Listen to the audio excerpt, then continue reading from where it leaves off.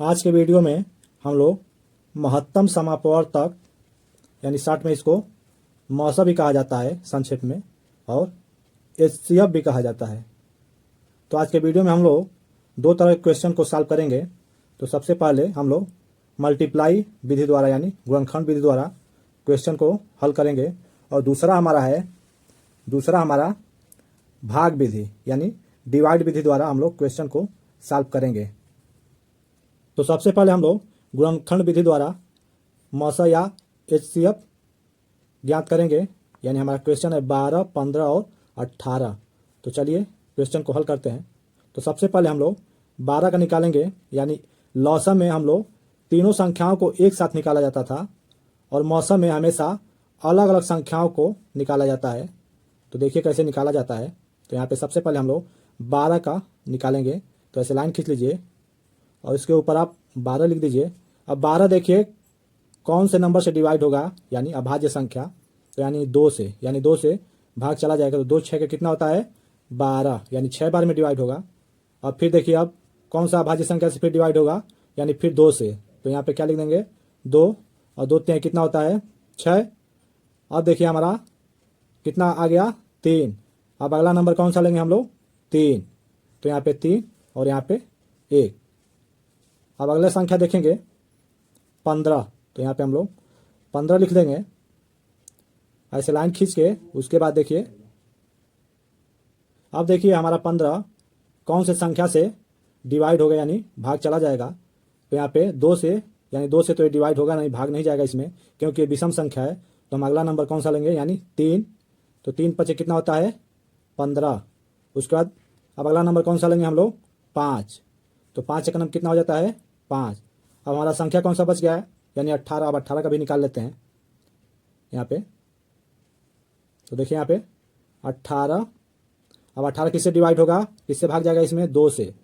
तो 2 9 कितना होता है 18। 9 हमारा विषम संख्या है। अब इसमें 2 का भाग नहीं जाएगा, तो हमें अगला नंबर कौन सा लेना है 3।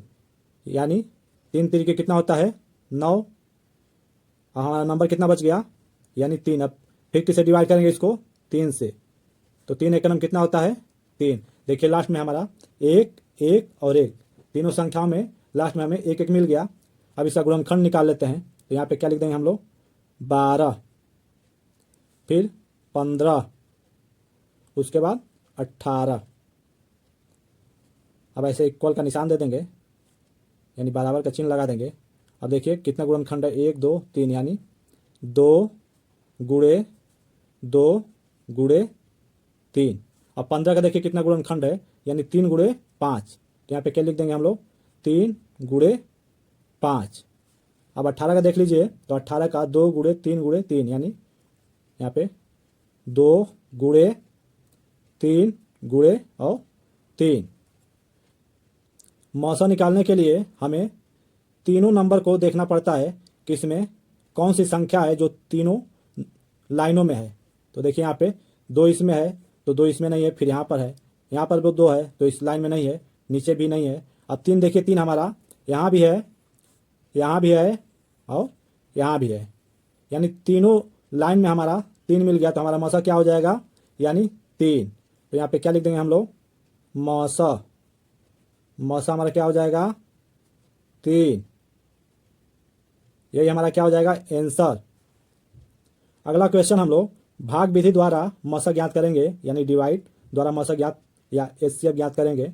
तो सबसे पहला क्वेश्चन है 10 और 15, इसको भी भाग द्वारा हम लोग मौसा ज्ञात करेंगे। और एक और नंबर है 12 15 और 18, इस नंबर को भी हम लोग भाग विधि द्वारा मौसा ज्ञात करेंगे। इसका हम लोगों ने, इस नंबर को हम लोगों ने गुणनखंड विधि द्वारा भी मौसा ज्ञात किया था। अब इसको भाग विधि द्वारा भी हम लोग मौसा ज्ञात करेंगे। तो देखिए सबसे पहले हम लोग 10 और 15 का निकालेंगे। तो देखिए यहाँ पे सबसे छोटी संख्या से भाग किया जाता है, यानी 10 सबसे हमारी छोटी संख्या है और 15 में भाग करेंगे ऐसे। तो 10 का टेबल पढ़िए, यानी 10 का नंबर कितना होता है हमारा 10।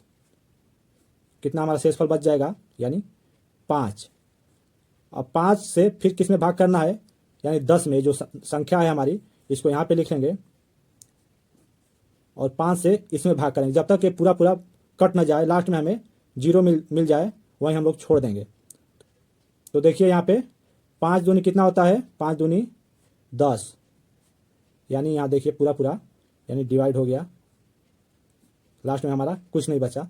तो हमारा मौसा 10 और 15 का मौसा क्या हो जाएगा, मौसा बराबर 10 और 15 का मौसा हमें क्या मिल गया, यानी जो ये संख्या है यानी 5, लास्ट में जिस संख्या से हम लोगों ने भाग किया है यही हमारा क्या हो जाएगा, मौसा, यानी ये हमारा आंसर हो जाएगा। अब देखिए हम 12, 15 और 18 का मौसा भाग विधि द्वारा निकालेंगे। तो सबसे पहले देखिए यहाँ पे हमारा छोटा नंबर है 12 और 12 से किस में भाग करना है, 15 में। तो यहाँ पे देखिए यहाँ पे हम लोग क्या ले लेंगे, 12 और उसके बाद 15 में भाग करना है। तो देखिए 12 एक का नाम कितना होता है, 12, इसमें से माइनस कर देंगे, 5 में से 2 जाएगा तो कितना हो जाएगा, 3, और यहाँ 1 में से 1 जाएगा तो कुछ भी नहीं।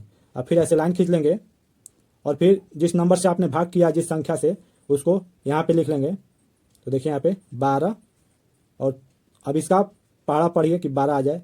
तो 3 दूना 6, 3 त्रिक 9, 3 चौके 12, यानी 4 बार में डिवाइड हो गया। तो यहाँ पे देखिए पूरा पूरा हमारा विभाजित हो गया। अब हमारा मौसा क्या निकला है, यानी 3। अब इस 3 से इस 18 में जो लास्ट संख्या है इसमें हम लोग भाग करेंगे। तो देखिए यहाँ पे हम लोग 3 लिख लेंगे और हमारा संख्या कौन सा बच गया, यानी 18। तो इसमें हम लोग भाग करेंगे, डिवाइड करेंगे। तो 3 का पहाड़ा पढ़िए कि 18 आ जाए, यहाँ टेबल पढ़िए।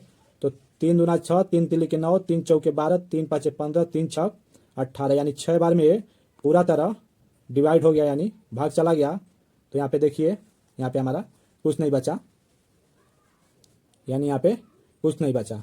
तो देखिए यहाँ पे लास्ट संख्या कौन सा है, यानी 3, और इसमें भी देखिए लास्ट संख्या हमारा कौन सा है, 3। तो यानी 12, 15 और 18 का मौसा क्या निकल के आया, 3। तो यहाँ पे क्या लिख देंगे हम लोग, मौसा बराबर 3, यही हमारा क्या हो जाएगा, आंसर। तो वीडियो आपको कैसा लगा, वीडियो अगर पसंद आए तो वीडियो को लाइक कीजिए, शेयर कीजिए, कमेंट कीजिए, चैनल को सब्सक्राइब कीजिए।